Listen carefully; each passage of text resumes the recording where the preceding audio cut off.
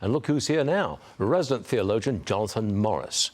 Jonathan, forgive me, I'm not being critical here, but I'm saying that this paper, this canonization, if that's the right word, seems rather rushed. Doesn't it take decades, even a century, to become a saint? On average, it would be centuries, yeah. Right? But things move faster now. There's more information out there about people's lives. And this is a young man who died at the age of 15 from leukemia, and he's surprised, he's shocked, I would say, his mother in his devotion to the faith.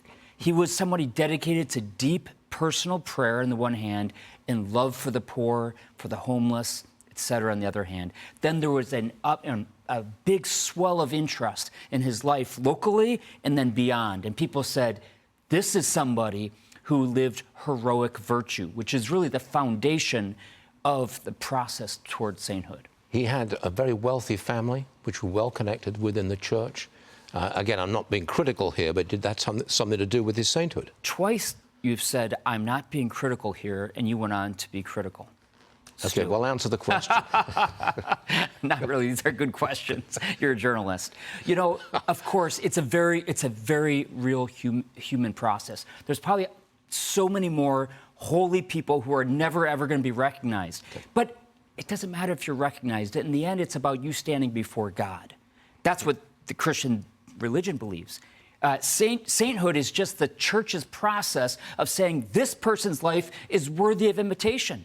So yes, it happens in a very human way. And yes, it could be also have to do with connections. And there's people living in very poor areas who might be a lot holier than even Carlo Acutis. I'll say this just once. That's fair enough, Jonathan. Okay. Right. Now, here's one more for you.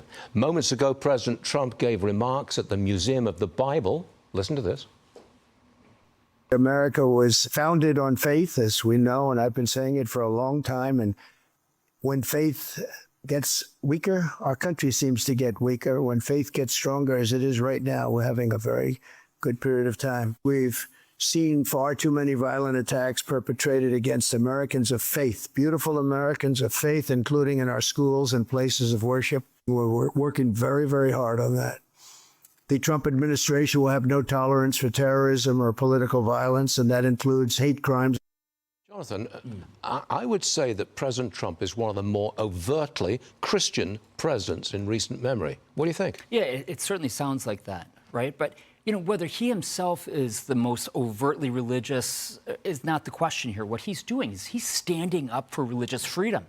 You look back at the founders of our country, many of them were not practicing Christians.